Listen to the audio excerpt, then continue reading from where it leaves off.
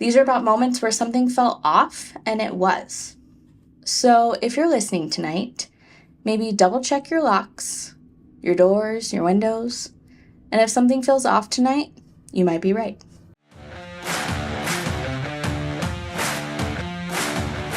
This is The Static Hour, a late-night broadcast of strange and unsettling stories from the darkest corners of the internet. I'm Bree, and we are officially on the air. Tonight is a little bit different. In previous episodes, we have found all kinds of stories from paranormal or just spooky people, all kinds of things. And tonight, I tried to hone it in on something that scares me a lot, and that has nothing to do with ghosts. So this is no haunted houses, no things hiding in the shadow. Everything you're about to hear could actually happen, and that's what makes it so much scarier than anything else. These stories are about realizing someone is in your space when they absolutely shouldn't be. So whether that's your house or your car or whatever, you're there, they're there, they should not be there. But I want to know, are you someone who gets scared by paranormal things more? Or does the real life serial killer bad people, does that scare you more? So let me know in the comments below. So this first story is from user designerlove3749. It's from the subreddit True Scary Stories, and it was posted about 9 or 10 days ago. The post title is called Man in My Room. I was in my first year of college and going through my first heartbreak when this happened. My boyfriend at the time had moved to Japan for a year. I was also broke as hell and had no friends or a strong family surrounding, so I felt very alone and lost. I remember coming back home from college at around 4 p.m. and immediately taking a nap. We were approaching the end of summer here in the UK in around September or early October, so it was getting chilly out, and most days I would get home and jump straight into bed and doze off. Our house felt very empty as there were only 5 of us, including my mom, 3 sisters, including myself and my younger brother. My oldest had gone to Turkey for a week the evening prior, so it was much quieter than usual. Everything just felt weird. The nap was actually beautiful. I love how they just throw that in. In case you're wondering, I did have a great nap, okay? Priorities. I remember waking up and immediately checking my pink iPhone 7 at the time, as I usually would first thing after sleep. It was 8:30 p.m. and it had gotten dark outside. I remember leaning back against the bed frame and the door to the room being mid-open. Light from downstairs was coming in, creating a dim atmosphere where everything in there was visible. I could smell tuna pasta my mom had made and the sound of plates from the kitchen. I don't think I've ever had tuna pasta. It sounds kind of gross though, I'm not gonna lie. I had decided to get out of bed and join my family for food before I booked ahead into my bedroom toward the wardrobe and saw the silhouette of a roughly 5'6", broad-bodied male with both of his arms stretched out vertically. He slowly rotated his body and eventually stopped facing me, looking straight into my eyes with a terrifying grin. No, why is he grinning? No, I don't like that. I don't like someone, 1, in my room when they shouldn't be, and 2, grinning at me. I couldn't see anything. A smile showing teeth and large eyes, and that's all. It froze and looked directly at me, and I also froze. The whole thing lasted for what must have been 45 seconds, but felt like it would never end. I don't know how I felt. I was more in shock and confused than scared. Maybe that explains why I knocked out for another hour or so before finally waking up again and running to my mom. I love how stories will literally be like, the scariest thing in the entire world happened to me, and then I just went to sleep. How do you do that? How do you do that? I can't sleep on a good night when nothing happens to me, and these people have people literally coming into their room, have ghosts flying around, and then they're like, I just went to bed, it's no big deal. I don't understand that. I tell people because I know what I saw was real and not some hallucination. I adjust my posture and check the time on my phone before it revealed itself to me. So I definitely know I wasn't experiencing sleep paralysis. I distinctly remember the look on its face and the smile as though it knew me. I'd love to hear similar stories people have experienced or any spiritual explanation someone may have. Thank you. So they saw a full body person in their room, went back to sleep, woke up, he's not there. Hopefully it was just a ghost. I love it like when a ghost is actually the best scenario instead of, an actual human being. Our next story tonight comes from user Cheese Rice. The subreddit is Creepy Encounters, and this was posted around 11 days ago. So pretty new still. This one is called Man Watches Me at Work. I already don't love it again. Resubmission because something with my layout was wrong. I've never posted on Reddit before. My bad. And also a slight update. I found out this guy has been arrested for carrying without a license. Okay. There's a bit of history with this one. I'm almost sure this isn't normal, but I suppose I'm looking for some clarification here. I work at a gas station, and this 40-year-old man watches me very intensely, comes in frequently, looks around for me, and pretends to grab items. We've watched him on cameras, and he's not subtle about it at all. I first saw him when I was working at a different gas station. You can transfer to different stores. I'll call this one Store 1. And he would follow me around uncomfortably close, asking me if my name was really on my birth certificate. I'm non-binary and don't go by my real name. How cute I am, etc. I moved out of town, came back into town after being gone for a year, and now I'm working at my current place of work, Store 2. They've been gone a year in between these two encounters, just in case you did not catch that. That's insane. I ran into him at a local smoke shop he works in while I was with my mom. I didn't recognize him at first, but my gut knew I recognized something about him. So I just made friendly conversation, but his vibe was really off. You guys always follow the vibes. I'm not kidding. Follow your gut. PSA. Not long after that, I see him coming into my current place of work. He shows up behind me, starts talking loudly, talking to me. I tuned most of it out because I was scared. I started not responding to him, and I just quickly ducked into the kitchen, and later that day he came back again, and he just watches me the second time. I start feeling anxious, so I look up and see if he has a record, and he does, but not for anything stalker-related or creepy. Lots of DUIs, and he was aggressive with an officer. Now, we're at a couple of days ago. I ran into him in front of the hot spot and kept working, didn't acknowledge him. And as we watched on cameras, we noticed that he walked off and was watching me through our hot food area. There's a clear window on the back of it. He's taller, so you can see him ducking his head slightly to look at me. I go around the hot spot and he's still staring at me. Today I saw him again, and I asked to look at the cameras to see what he's up to. You can very clearly see him picking up something, looking around, and then putting it down. Then he does it again and again. He only grabbed 3 things, but continued to linger around, assuming because he's trying to find me. Now, I want to think that maybe this is just me overthinking and being paranoid, but at this point, he's been bugging me for years. And now that I stopped acknowledging him, he's just developed this weird behavior of watching me. I don't know if he's waiting for the right moment, if he just wants to look at me or what, but it makes me uncomfortable and I'm unsure if I'm crazy or not. My coworkers are all supporting me and we're working on getting him banned. They know his face, know his name. This also isn't the first time he's done something freaky. A friend of mine who used to also work there received a creepy note from him with his number and gave it to her in the kitchen. So he literally just went back to the kitchen. Our manager ended up calling that number and told him to never come into the store again.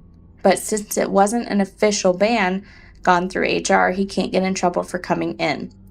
We all initially thought he was supposed to be banned, but apparently not. Love our manager, though, for calling him personally to tell him to F off. So this also means he crossed boundaries with people many times. He also tried adding my mom on Facebook. It's so random. And I just don't think any of this behavior is normal. If anyone has any input on what this means and what actions to take, I'd appreciate it. I'm feeling really afraid right now, and I don't think he's a safe person. He's not a safe person. So that is definitely like the first level of stalking, especially the fact that he found you originally and then a year later remembered you and immediately started it back up again. Like, that's wild behavior. Someone said to try to just file a police report. And I think a lot of us know that with stalking, there's not really anything that they will do unless they have harmed you in some way, which is horrific. But you can at least start that paper trail and like start them keeping track of when he is doing the things that he's doing. I just and they have the camera footage, and I definitely think that they should be able to get him banned. Like, I feel like that is not something that would be too hard to do. So hopefully, this is 11 days ago. Hopefully by now they were able to get him kicked out the store and it doesn't get worse. Because my worry would be like, okay, yes, we've banned him, but now he's waiting by my car or something, I don't know. I don't love it. Let me see. I was going to read their comments. I've been watching a lot of body cams lately because I wanted to understand. They've been documenting the times that he's come in. They also put a dash cam on their car. Yeah, I don't think that they've gone to the police or anything. They just are trying to kind of figure out what to do. They did get a camera. They were looking for hidden cameras. Oh, I didn't even think about that. They checked around their car to see if he had put anything on it or anything like that. They started parking close to the building in front of their home. They were going to go talk to their building manager to make sure that they know to look out for this guy. So they're definitely taking steps to try to be as safe as possible. It's so scary. And that is why real life people scare me more, because you literally never know what's going to happen with someone. This story is from 5 years ago. And at the time, they didn't want their account to be credited. So I'm not going to mention who wrote it, but we will still link the story in the description for our YouTube and everything. So if you want to go hunt down the story, you can. The subreddit was True Scary Stories. And like I said, it was posted 5 years ago. The title is The Van on Halloween. This story is so cliche and ridiculous that no one ever believes it's real except for the people that were there. It was Halloween 2012, my senior year of high school. I went to a Catholic school, so we always had off the day after Halloween because it's considered a church holy day. So my friends were game to start our weekend early. Time out. You went to a Catholic school and you got the day off Halloween early? Are you kidding me? I have literally always thought the day after Halloween needed to be just we need to take it off. Or make it to where, I think some towns do this, make it to where everyone just trick or treats on a Friday night before Halloween or after Halloween or something. That way there is no having to drag your children to school the next day or feel like crap because you ate 10 pounds of Reese's or anything like that. Sorry, that just really got me. I think that's awesome. They're doing it right. On nights where we didn't go to parties, we usually do the same thing. We'd sit on my front steps for a couple of hours and joke around. Then we would walk the neighborhood and usually end up at this crappy pizza place across town because the prices were so cheap. Since a few of us had recently broken up with our girlfriends, we weren't in much of a party mood, so we did our usual. It's around 10 or 10:30 and the pizza joint is closing up for the night. There were 3 of us, me, my friend Pat, and my friend Jack. We finish our food, refill our drinks, and head out. To get back to my house, we had to cross the large mall parking lot that's about 4 football fields long and 2 wide. I should mention at this point that we aren't dumb, naive kids. We had all grown up in the city and had our fair share of urban experiences. All 3 of us were pretty streetwise and we were competent out on the street by ourselves. But we experienced something this night that we were totally unprepared for. So we're walking through this parking lot and it's absolutely desolate, not a soul in sight. Suddenly, we see a white tradesman van creeping slowly behind us, about 100 yards back. I would never know what 100 yards is, by the way. I love it when people explain measurements. Like, yeah, it was like 20 yards away from us, or whatever. I don't know what that means. I don't know what that looks like.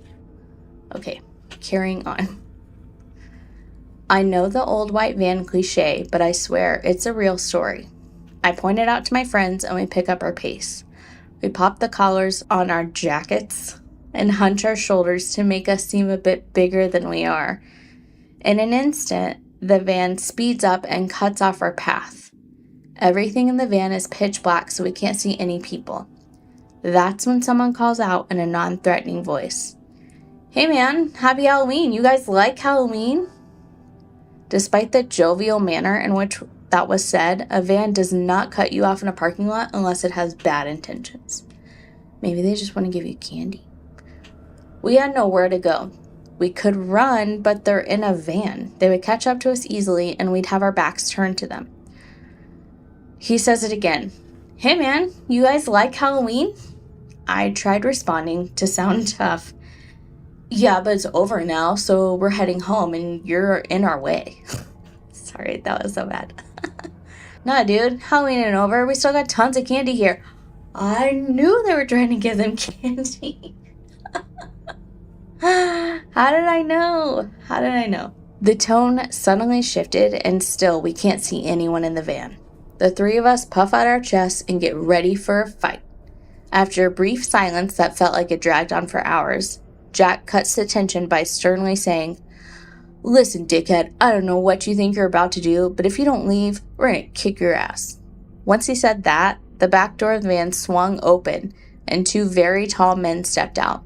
They had black suits with black leather gloves and were well-built and strong-looking. But the most menacing thing was that they were both wearing these cheap Mitt Romney masks. That's when we realized this was not a Halloween prank. Well, that's terrifying. But it also sounds like they're going to rob a bank, not kidnap you. At that moment, all three of us went to take off, but the van started driving circles around us. There was no place for us to go. We had no idea how we were going to get out of this situation. I have no idea what these guys were planning to do with three 18-year-old men, but they seemed like they knew what they were doing, and we were all getting ready for the fight of our lives. The van stopped, and it looked like they were about to make their move. This was it. I mentioned that there were three of us that night. It was at that moment that my other friend Pat, the one that had stayed silent up until this point, leaned into both of us and quietly said, This is a Hail Mary, but get ready to run when I say go, all right? He then picked up one of our sodas and threw it with all his might at the driver's side window. The window was open, and the cup miraculously connected with the driver's head. Pat screamed, Run! And we took off across the parking lot. The van squealed off in the other direction, and we hurried our asses home. Jack and I were both confused as to why a simple cup of soda got them to give up on their plans. Then we found out what actually happened. While we were panicking, Pat kept his cool. He nonchalantly dumped out his drink and slipped a big rock into his cup, then waited for the right moment. The driver, thinking that this kid had just thrown a drink at him, wound up getting pegged in the head with a rock. It probably knocked him out cold. No, it did not. Or at least bought us enough time to put some distance between us. Didn't he say that the van squealed off? So it didn't knock him out. It probably hurt him, though. All that was left after that was pulling off a miracle and getting the rock to hit. Maybe a guardian angel or God himself took care of that. I'm still amazed by it. Moral of the story, kids, don't panic when you're in a tight spot. If you lose your cool, you lose the fight.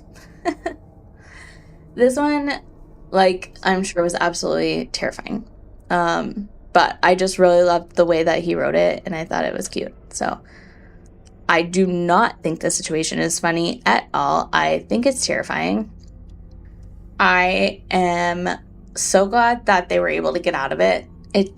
To me, it sounds like, I don't know, maybe like a trafficking thing. This is back in, 2012? So, I mean, that's definitely possible. But my thought is, too, yes, you had multiple men, but you have 3 18-year-old boys. Like, I don't think that your odds are that great, my dudes. I don't know. So this guy, I have read several of his stories before, and like I said before, he has a lot of stories on Reddit and in the like true scary stories and creepy encounters subreddits. So I have saved quite a few of his, and they've all been really good. I will say that if you have listened to the previous episode or stream, I think he wrote the one about when he was lost, or he like got stuck in the Mojave Desert. So a little bit of this is going to sound repetitive because he's talking about the guy that he worked with at the time, like the contractor or something. So I'm just telling you that because it is a different story, but he does kind of preface it about the same, thing. So the user is 4th Degree Night. The sub is True Scary Stories. And this one was posted 2 years ago. I think most of his like creepy posts were 2 years ago. The post was titled, Odd Jobs I Worked in High School. I have pretty much worked every day of my life since about age 13. I was the type of kid that didn't want to work at McDonald's or retail, but worked quote unquote real jobs. He did not say quote, he did not have the quotes, but I feel like that is necessary because you can work in retail or you can work at McDonald's. Those are real jobs. It's okay. I did demolition, worked in an auto shop, worked in construction, and worked for a guy that did flooring. I knew that my parents were planning to kick me out of the house when I turned 18, but in actuality, they kicked me out when I was 17, just as high school ended. Anyway, one of the guys I worked for paid me under the table. I'm thinking this is the same guy that had him do the job in the Mojave Desert story, because this is what he would do. I didn't get an hourly wage, just a pay based on the job at hand. He would tell me, you have to go in and tear out all the flooring or all the cabinets or gut the entire place, and it pays $200. But you have to get it done in however many nights he said it would. You see, he worked on bars, restaurants, shopping centers, office buildings, and things like that where we could only work at night, which worked out for me because I could only work after school and weekends. One time he told me about a job where I was supposed to go in and remove all the old glued down carpet and remove the black rubber base throughout a set of offices. It sounded easy enough. He said the job was going to take a couple weeks, and that was all right with me because at the time I was saving for my first car. The building we were going to was part of some kind of base. It was like a military base, but not really active in that part. It was a huge set of buildings that were all empty except the occasional desk or empty filing cabinet. But there was a break room area that we were not working in that had some vending machines for hot coffee, chicken soup, and other vending machine. Had candy bars, and another had soda. I've never in my life seen a vending machine with soup. I'm trying to I've never seen it. I've seen hot coffee like in a little vending machine thing, but I've never seen soup. That's so odd. I made sure to bring all my free change with me along with my lunch. So the first day, he takes me and shows me all the areas where I had to remove the flooring. The place was like a maze with long hallways and different office buildings and storage rooms. Some of the rooms led out to a large storage warehouse that still had a lot of equipment, mostly like office machines, boxes, and other equipment that looked like medical stuff. We were not supposed to go in there, but I saw it. The first night, he was there with me, mostly setting up stuff and marking the rooms that were to be worked on. I remember he had a can or red spray paint and just sprayed an X in the middle of each room on the old carpet. He also set up a couple of large dumpsters for me to throw the debris in and got me a large wheeled cart to put the debris in, as the longest point from the office to the dumpster seemed like walking over a city block. My word. I sure got my leg workout each time I went. I love all his little comments. The first night, since he was there, I could blast my music as loud as I wanted because the place was dead empty. I just went working my way from office to office, removing old glued down carpet and rubber wall base. I was told to be careful not to rip the drywall as I was removing the black rubber base, so I would go down with a large putty knife and cut the glue away as I removed it. So it seems like a very tedious job. The average office would fill up the wheeled cart, so I would have to make trips to go empty the cart after each room. Most of the hallways had those timed light switches where you turn the knob and it gave you like 30 minutes of light. The second night, I'd assume my boss would be there with me, but nope. He went on to finish another job and said he would be back to pick me up around 5 a.m. So I worked from about 7 p.m. until 5 a.m. By 5 a.m., I was waiting for him at the curb. The second night that I was alone in this huge building, well, I swear everything started to get to me. It seemed like the lights would go off randomly and shorter than it should have. I did my best not to freak myself out over this. I didn't have time to get scared or imagine things. Just pull up glued down carpet, cut it in strips, roll it up, put it in the cart, remove the black rubber base, pile them up in the cart, and that was it. I soon decided that instead of making multiple trips with one cartload, that I would just start stacking up debris in the hallway as I went from office to office. Some of the hallways had carpet too, so I worked doing them too. I would take a break about every 3 to 4 hours to go down to the break room, buy a can of Coke, maybe a coffee, wash up, and eat a sandwich. Several times I would walk out of the break room or even the restroom and the entire hallway would be pitch black. I would go find the switches and turn them back on. One time I was at the end of the hallway and it was a dead end with 2 offices on either side. No exit, just the end of the hallway. The lights went out again. I flipped them back on by turning the knob, and I swear I saw movement down the hall, like as if someone crossed in the dark down the hall. I called out, "Hello? Is anyone there?" No response. I don't doubt that people who worked on base might come over, maybe to the storage area, but this was like 2 a.m. at this point. The next night, I brought a flashlight with me, so I thought if the lights went out again, I could turn on the flashlight. It wasn't so bad when you were in one of the offices, but in the hallway it was darker than dark. That must be really dark. One of the odd things too was the fact that most of the offices didn't have any windows.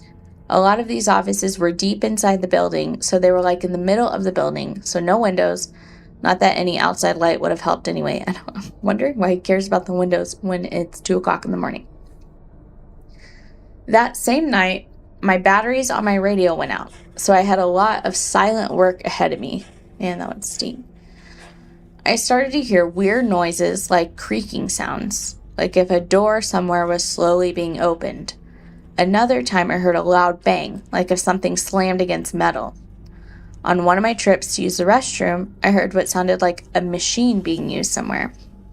Another time when the lights went out, as I put them back on, I saw a shadow again. I called, but no one was there. The last night, I was working a little closer to the exit area, where there was like a loading dock and where the dumpsters were. It was near the door to the large warehouse facility. That night, I'd replenished my radio battery and brought my Walkman as a backup.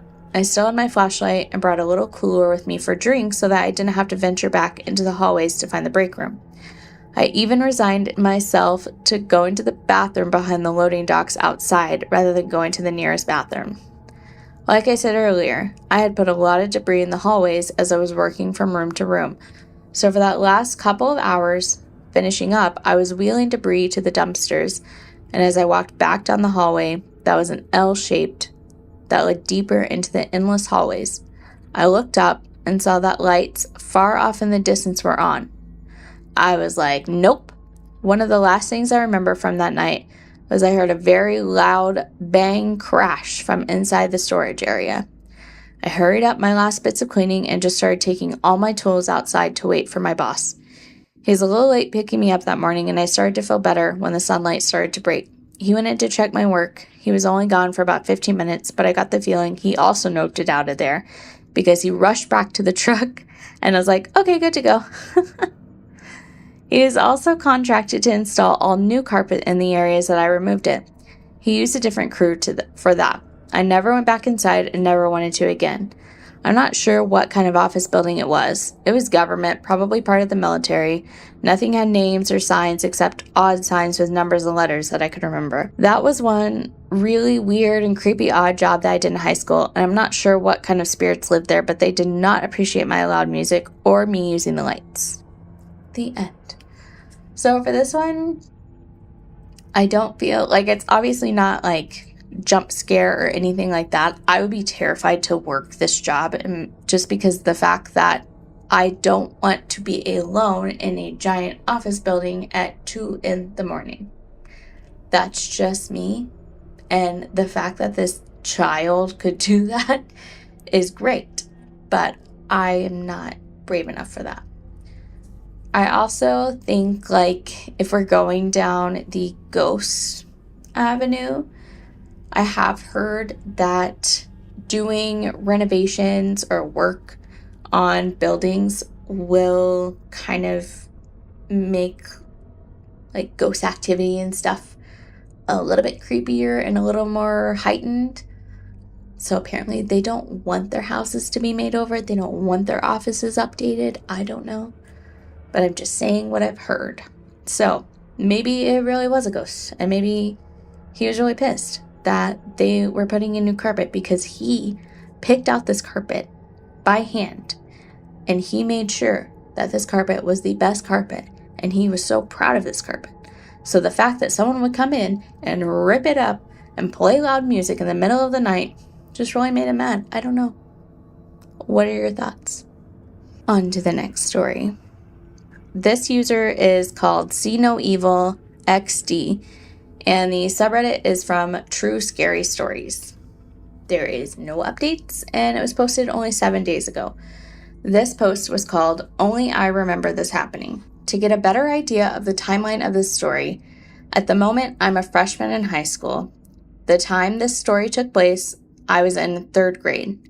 I can't remember most of the details because it's been such a long time, so this will be short, and it is very short. Me, my 2 cousins, and my brother were at my house. I can't remember if my parents were home or not. I hope they were, LOL. We were in my old living room playing. I had forgotten something in my room or just wanted a different toy. I walked down my hallway and to my bedroom door that was at the end of the hall. I walked into my bedroom, and when I walked in, I saw a girl. I can't remember her exact appearance, but I know she had long hair, pale skin, and was slightly taller than me. I'm a very short person and always have been. At the moment, I am 5'2" and won't be growing anytime soon. LOL. Back to the story. When I walked into the room, her back was turned to me. I froze. I didn't say anything. At first, I thought it was my cousin, but she was in our living room, and the person in front of me was too tall to be her. She slowly turned towards me, and I can't remember her face or if she even had one. But I shut the door, ran to my cousins and my brother. Me and my younger cousin were huddled together after I told them what I saw. My brother walked into my room, and no one was there. I haven't seen her since. But the thing is, I brought this up with my younger cousin. She's only a year younger than me, so I'd expect her to remember bits of it. But she says she has no memory of that happening. It couldn't have been a dream. It felt too real and too terrifying. And it couldn't have been a memory that my mind made up throughout the years. I remember writing about it in 3rd grade. I don't have the paper, but I remember writing about this. I haven't asked my brother or older cousin, but there's no way that this could have been a dream. And that's the end of that one. He has a ghost girl in his room. Obviously. And that's it. They say, like, kids can always see things that adults can't. Take that how you will. I know for my son, we lived in a house when he was about 2 years old, and he started sleeping like in a big boy bed, so he wasn't in a crib anymore. And at night we would leave his lamp on until he fell asleep, and then we would go in and turn off his lamp. And there was like a month or 2 period where he literally would scream every single night, or it felt like every single night. And we would come running in there, and we would be like, "What is wrong? What's wrong?" And he would go, "The Christmas lady is in my room." And I would be like, "The what?" And he'd go, "The Christmas lady, she won't leave my room." And he was 2. So, he's saying all this. He's freaked out because he is seeing this Christmas lady, as he called her. And so we're like, okay, well, where is she? And he would always point to the same corner in his room every single time. And as adults, you kind of like always jump to finding, some kind of excuse. And so my mother-in-law had taken him to go look at Christmas lights, and there was some animatronic, Mrs. Claus things or whatever. And so we all were kind of like, oh, I'm sure that's what it was, blah, just, oh, whatever. He's just remembering that. But like, it was so vivid to him. It was so real, and it scared him so bad. And then like one day it just stopped. I don't know. I don't know why. But all that to say, I don't know if we had a ghost in our house or not. If she was, what did she dress up in Christmas sweaters? Like, I don't know. I don't know why he called her the Christmas lady, but he did. But kids they're more in tune, just kind of like dogs. Like, pets always hear things, they always see things, and I don't know. That's what I think, at least, but who am I? This one is from user Lost Presentation 153, and this is True Scary Stories, and it was posted 4 days ago. The original post was called First Time Living on My Own and Woke Up to Something I Can't Explain. I really don't love that. Okay, you read the title. Right now it is 5:05 in the morning as I'm writing this. I just moved to Pittsburgh about 4 months ago. I got my own place and things have been going okay. Anyways, I've been sleeping in the living room of my apartment because I'm still trying to move stuff in. So the bedroom is basically storage right now. The building I'm in has 9 floors, where the 5th floor is basically the lobby. It's pretty much in the side of a mountain, but I'm on the 4th floor. That's wild. The thing is that outside my window, it's at least 12 feet from the ground to the window. So 2 hours ago, I woke up out of my sleep, and I was sleeping pretty good too. This is the second person that has been very specific on how their sleep has been. Another person took a really beautiful nap, is what they said. When I woke up, I realized it's still dark out because there was no sunlight coming through my window. Then I got a feeling like someone was watching me. I just laid still and woke up a little more, just trying to make sure I was up and this wasn't like sleep paralysis or something, because I have dealt with that before. This wasn't that. I felt intimidated almost, so I looked around. I didn't see anything until I looked at the window. My window had blinds, and earlier I closed the window because I was freezing, and when I did that, the blinds were cracked. Now when I looked after waking up, I swore I saw like a reflection coming from the gap in the blinds. I tried to ignore it and go back to sleep, but I couldn't because it felt like someone was staring through the back of my head. I thought, let me just close the blinds. I really didn't want to because I just woke up and I'm lazy, but I was getting annoyed and I couldn't fall back asleep. Anyway, I get up and I start walking toward the blinds. At this point, I stopped halfway and stared at the reflection, quote unquote, and was like, what the heck? That looks like an eye. I rubbed my eyes and looked again, and then it was gone. I thought it's just me being sleepy, so I went to go shut the blinds, but something told me to make sure the window was locked. In order to lock it, I need to open the blinds more. Oh my goodness. When I did, someone was hanging off of my window.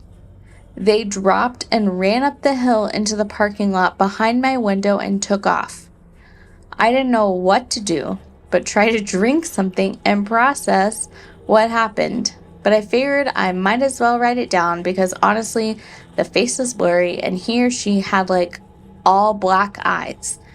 I don't know if that's because of it being 3:30 in the morning, but yeah, black eyes, and they had on like all white, but it was dirty. That's how I was woken up, and I'm not going back to sleep now. I'm about to just wait for sunrise and go do something, but that really tripped me out, and I'm still not sure of what I saw or if I was just groggy from waking up. But I was up for at least 20 minutes before going to my window. I love how this person's like, maybe I was just really tired. No, there was definitely someone at your window, which is insane. Okay, I'm gonna look at the comments. Oh my goodness. Okay, so the original story was 4 days ago. This commenter said, maybe install one of those Wi-Fi cameras and point it at the window to see if it happens again, report it to the building manager or whoever's in charge just in case that it's like maybe someone on drugs trying to break in. Maybe they can tell you if anything has happened before. And the OP said, I did that earlier today. As of right now, I've been woken up to knocking on my window and door. They said that they have cameras from the other building behind us, but nothing was caught on tape. They showed me a video at the same time that all that happened, but it just shows me shirtless looking out the window, nothing else. What? That's insane. I'm sorry. I was totally in the belief of, okay, yes, it is probably just some person who is trying to break into people's apartments or something. Why they climbed up 4 floors to get to you, I don't know. That's their business, not mine. But the fact that he literally says, I watched the video and all it showed was me, is blowing my brain apart. That's insane. Someone said, oh, hell no, the boogeyman's at your window. Okay, that was all of the comments. That's wild. Wild. Okay, they had posted this in Odd But True as well. And so a couple days ago, they updated with, I woke up at 3:34 a.m. to banging on my windows and door, and it's still going on as I type. I got up with weapons in my hand and I approached the door, yet nothing or no one is there. Right now I'm laying down and it's quiet, but if I'm woken up again, I will try my best to update and pray again. Wow, that's crazy. I'll keep an eye on that one just to see, since it is so recent. I'm curious to know what is going on with this poor person, and I hope that they get some sleep. This one is a little bit different because the original post says, please don't convince me that this was paranormal, but does anyone know what this could be? I've held this secret for 40 years. So this is not like probably a real person. It's probably a paranormal thing, even though they don't want it to be. So we're switching gears, but I thought this would be a fun little bonus. This user is called GoodEase4040. The subreddit is Off My Chest. So it's not even like a paranormal one. It's Off My Chest is literally where people will just kind of tell secrets or, getting things quote unquote off their chest. So there is an update to this one, and it was posted 12 days ago. So this one's kind of a long one, so hang with me. Warning, I don't want to share this, but I think I have to. Hey, I have to give you all some background info. I've honestly been so fed up with thinking about this incident several nights, once a year, and my nephew recommended Reddit, so I'm trying it out. Don't know if this is the right place to post it, but I'll try my luck. I won't say my name, but I was born in 68, Wilkeston, Washington. It's such a small town that everyone knew each other. If one story got out, the neighbor would be telling the other neighbor the day after. I think we were about 300 to 400 people living there growing up. Also, fair warning, I don't, in all caps, believe in ghosts, paranormal sightings, or that sort.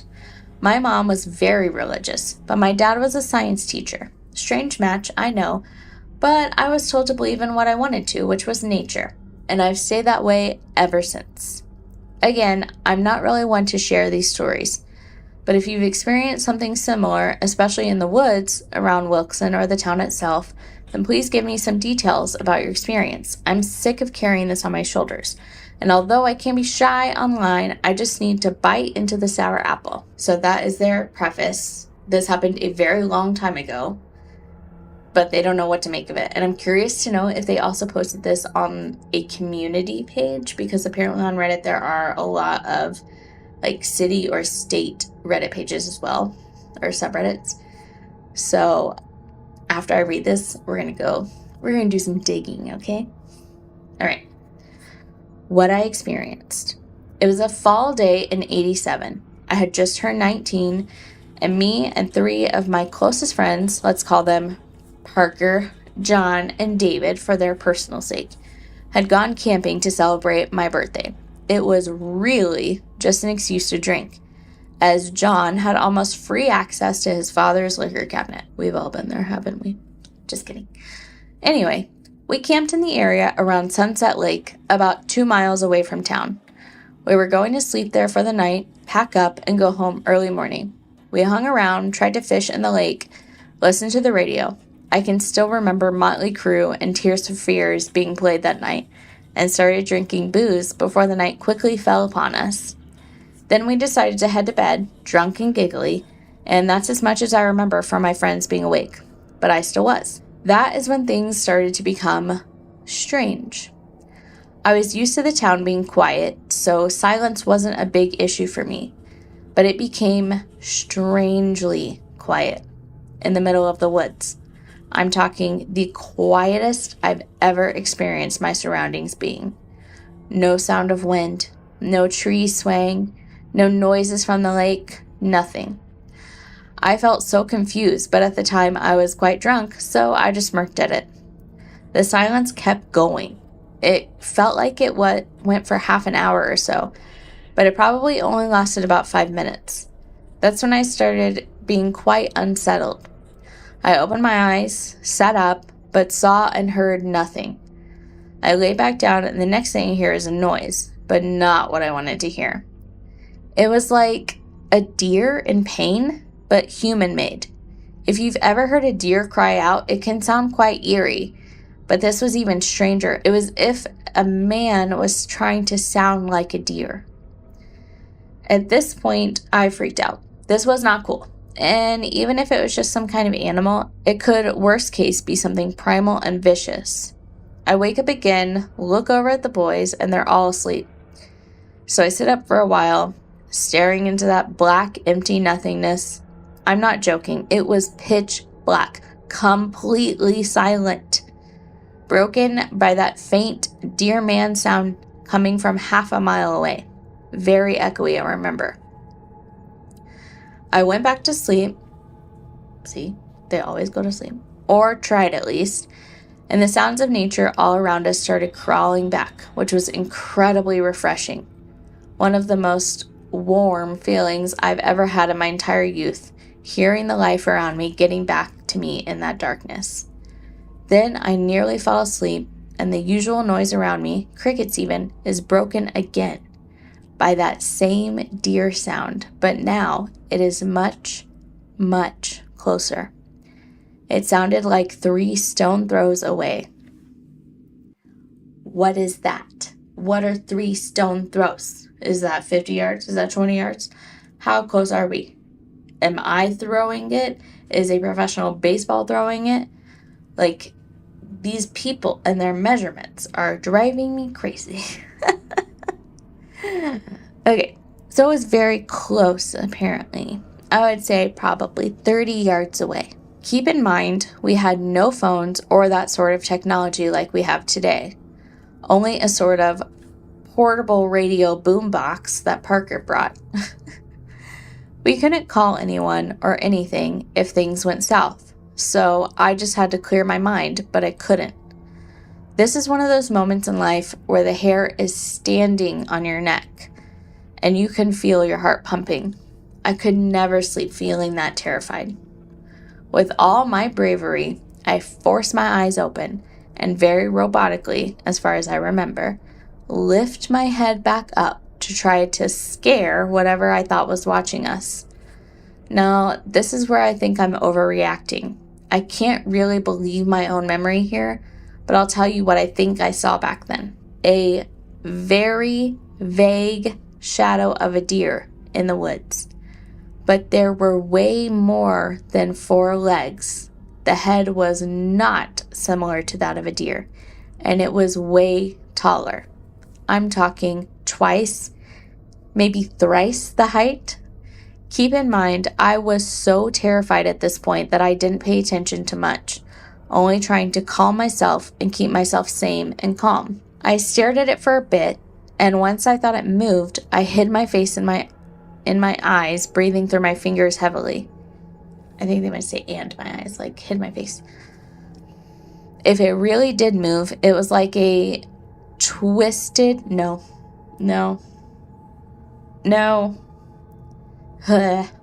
Sorry, that gave me a visceral reaction when I read this sentence. If it really did move, it was like a twisted spider crawl. I hate this so much. This is extremely blurry, but it's as if the joints in its legs were doubled and twisted and spun in the wrong ways, all over the place, very slowly. Ugh. Yeah, and I can totally picture this in my head, which is stressing me out so much. I look back up, this time at the boys, and I see David also being wide awake in the same posture as me. His face is from a pure nightmare, his eyes forced wide, crying and gritting his teeth with his lips spread open. It's the most intense face of horror and fear I've ever seen, and that I can't forget. He didn't stare back at me, but I knew he had seen the same thing that I saw, or something else, probably even more than me. Without startling him more, I just laid back down, and everything somewhat became normal. I didn't sleep that night. I think David got up and walked around at some point, but he was back in his sleeping bag once morning came. I never told the others anything. I tried to talk to David, but he denied everything and shut me down before I can even finish my sentence, like he was hiding something or severely traumatized. I don't know what I saw. I've tried reading about wendigos and stuff like that, but I can't bring myself to believe it. Skinwalkers is apparently a thing as well. If you've ever experienced anything similar in Washington or the nearby area, please leave a comment about your experience. There is more to the situation, but I've told enough, and writing all of this took a lot for me, and I'm emotionally burnt out right now. I wouldn't mind answering questions, though. I could follow up later if there's a point to it. What more is there to the situation? What? I've never told anyone about this, only David, but he never really let me finish what I said. I did ask my nephew where people online talk about paranormal stuff, quote unquote, and he led me here, among other forums. I think I just had a bit too much to drink that night, but you're welcome to prove me wrong. I love how, people, if they want to believe something, they're going to, okay? You and your friend both saw something. You both had visceral reactions to it. There was complete dead silence, which usually means that there's something that the forest is telling you, like there is a predator, whether it be animal or not animal. And yet you're like, I think I had too much to drink. I don't even know. I know it's a scary thought, but at some point, you just got to accept that something crazy happened, right? I think we can all agree with that. So if you remember when I started this story, I said that there was an update. The original post was, from 12 days ago. This update was the next day, and it's called I Have Strange News. So I've told you all about my experience in 87, where me and my 3 friends were out camping, and once we were ready to sleep, drunk and giggly, I was met with this incredible silence in the woods. Afterward, I saw and heard something in the woods, which I can only remember and describe, which is a creepy deer with several legs and walking in a way that it shouldn't walk. All of this is foggy, and from a drunken source, it's hard to believe. What gives the story some valid defense, though, is how one of my friends, David, also saw something that night. I saw him terrified in his sleeping bag, but we never managed to talk about it. Until now. In the light of me telling you about this experience, I've kept in the back of my head from all these years. I got a lot of responses and attention. Thank you for that. I honestly didn't want this to quote-unquote blow up, but rather wanted some answers. After telling you all, I got confident enough to reach out to David and asked him about the situation. Me and David still talk to this day, and we are also in somewhat the same line of work, so we keep up communication regularly. With his permission, I can recite what he told me to you all. Here is David's experience. I also heard the deer man sounds, but way before we went to bed. I had been hearing it now and then since we got to Sunset Lake, from the evening all the way to the night. I can't remember what I saw that well, but I remember it scaring me more than anything had at that point in my life. I think it was about a dozen ravens gathered in the woods, standing on a tree branch completely identical. It was like a painting, but very unnaturally perfect, all sitting upright, facing the same way. And beneath those is what I thought was a face in the darkness. That's what really got me freaked out. Just an average face, but a face still. There was nothing more to it though, and I didn't see any deer with several legs or something. Make of this how you want. I know it's very strange and I feel crazy just writing this on my PC, but maybe some of you have some answers. I'll keep you updated if I hear or know anything more. I know there was something off with those woods at least, maybe predatorial. For reference, now I live in Oregon, so quite away from there where I grew up. But I wouldn't be opposed to going back there again and maybe snap some photos of the area we camped on. That would be so cool. All right, so I am going to see if there's any new updates or comments or anything. Okay, so they posted in a lot of different subreddits, which a lot of people will do, but it does make it very hard to see like any comments and stuff. So a lot of people have said it's a skinwalker, which they don't love that because they don't want to believe that anything paranormal could have been.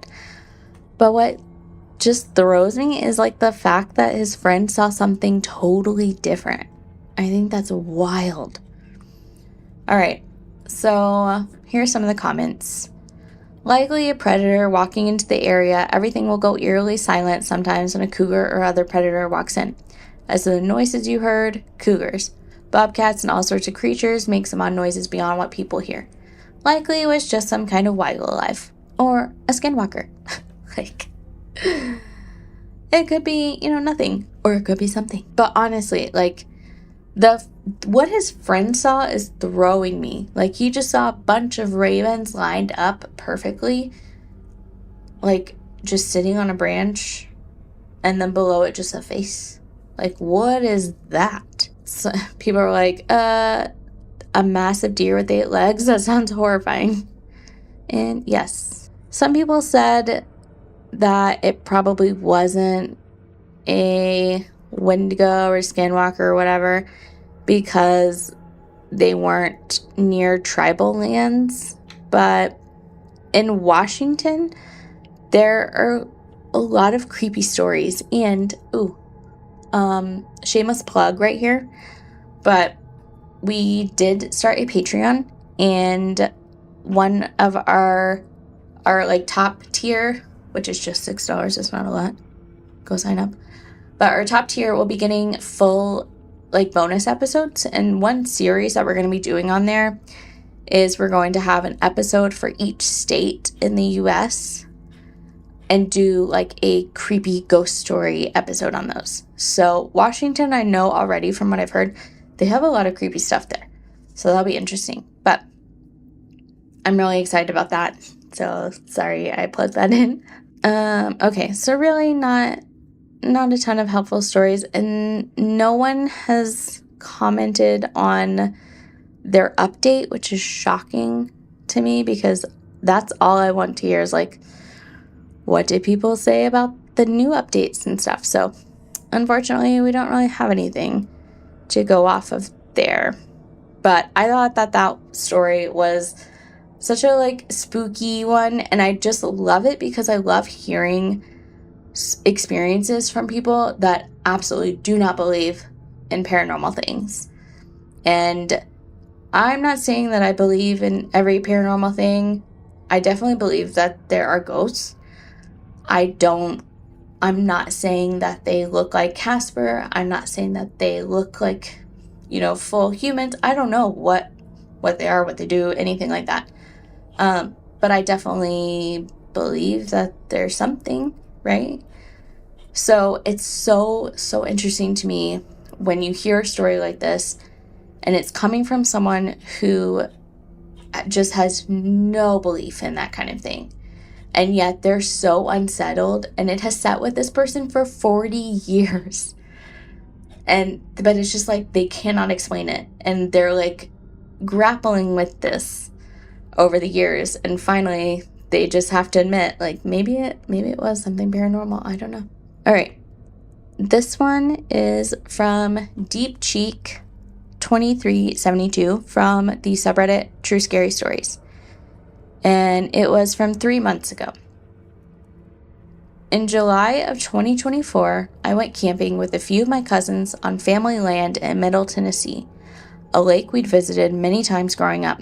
The land borders a quiet cove that feeds directly off the main channel of a popular lake, but it's far enough out that most people never come near it.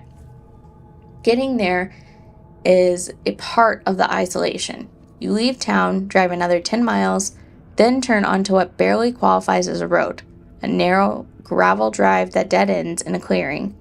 From there, you have to park and hike almost a mile to reach this campsite. The walk in feels boxed in. On the left, the ground rises sharply into thick woods and old, overgrown trails that were once used for horseback riding. On the right, the land drops off steeply, too steep to climb down, leading straight to the water. Every so often through the trees, you catch glimpses of the cove and the hillside across it. That side used to be logging land decades ago, but it was never fully cleared. Now it's just untouched forest. The campsite itself is strangely perfect. Flat ground right at the water's edge, easy access to the lake, and behind you, nothing but a steep wooded hillside. No trails, no clear exits, just trees. If I liked camping, that would sound great, but this sounds terrifying to me because I don't like to camp. We set up camp and spent the afternoon swimming, relaxing, and letting my dog explore. Everything felt normal, comfortable, familiar. As evening came, we started a fire, cooked dinner, and sat around talking while the sun went down. Not long after dark, we started hearing rocks fall behind us.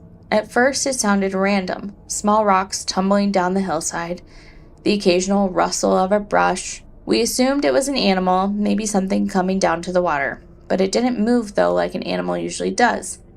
It moved back and forth. Whatever it was kept circling behind us, rustling the brush, getting closer, but never stepping into view. After a while, one of the guys picked up a small hatchet we'd used earlier and tapped it against a rock. Tap, tap, tap, hoping to scare it off. This is so creepy. The response was immediate. The woods went dead silent. No insects, no wind. Even the air felt different, cooler, heavier. Then from the tree line behind us, we heard it. Tap, tap, tap. The exact same sound. Slow, deliberate, and unmistakably repeated back to us. That's when we debated leaving, but the trail out was long, narrow, and completely dark.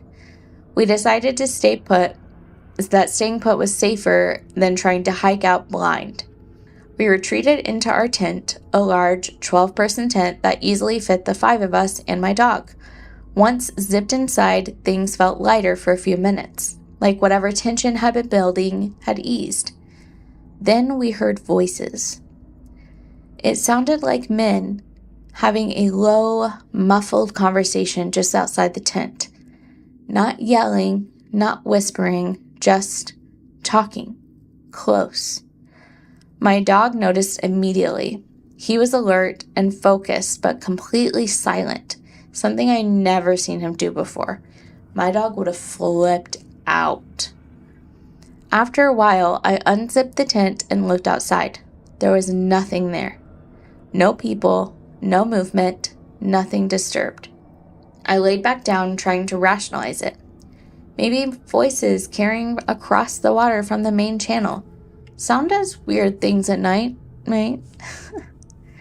I must have fallen asleep because I woke up to my cousin gently shaking my arm. The voices were back. Moonlight filtered through the tent just enough to reveal a dark shape outside. Not clear enough to make out details, just a solid silhouette. I silently woke another cousin, shushing him before he could speak, and pointed toward the shape. We stayed completely still. The figure began to move. Circling slowly around the tent. Again and again. Getting close enough that we could hear something brushing against the fabric. This wasn't curiosity. It felt deliberate and methodical, like it was inspecting us. It stayed there until almost sunrise. The sky had just started to lighten when someone finally worked up the courage to look outside. Whatever it was gone. Nothing was taken, nothing was disturbed. We told ourselves it had probably been a large cat, maybe a coyote. The voices probably just sound carrying over the water. We'd camped there too many times without incident. We decided to stay through the day, but leave before dark. The day slipped by faster than expected. By the time we noticed the sky shifting from blue to orange and pink, sunset was already creeping in. We started packing, not panicked, but urgent. It felt like we were racing something. The air was thick, oppressively still. Then, from the woods behind us, it came. A sound so loud it echoed across the water and down the cove. It sounded like a human scream, layered with something animal, raw, broken, and powerful. We didn't investigate, we just left, and whatever was out there never showed itself, but it made sure we knew that it was there. This one is creepy. I don't like it. So someone said, is this a true story? If so, it would be bizarre and chilling. And the LP said, actually, it is true, 100% true. They did have AI clean it up, but it didn't alter any of the details, and it just made it, a cleaner version of their story. So they did post in their unedited story, like the whole story itself was true and wild. So that one, I think, is a fun one to end on, just because it's a little spooky. It's a little spooky. I don't love it very much. So, how we feeling? How we feeling after these creepy stories? I know some of them were more paranormal. That wasn't my intention. I was going to try to make one where it was like people, but sometimes it just doesn't work out that way. So that is where we're going to end tonight. If you want to catch the next broadcast, make sure you are following or subscribed. And we have all of our links in our bio on Twitch. We also have an Instagram if you'd like to follow us and make sure that you're caught up on everything. But we're going off the air. And just like that, we're going off the air. If you want to catch the next broadcast, make sure you're following and subscribed. There's always more waiting to come through. I'm Bree, and I'll see you next time on The Static Hour. Good night.